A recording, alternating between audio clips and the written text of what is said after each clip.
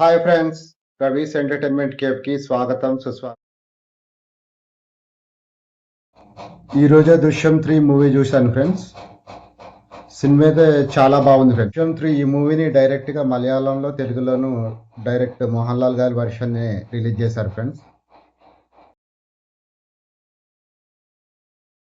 Movie మీకు పూర్తిగా అర్థం కావాలంటే దృశ్యం 1, దృశ్యం 2 మలయాళ వర్షన్ చూస్తుంటే మీకు చాలా ఈజీగా అర్థమవుతుంది ఫ్రెండ్స్.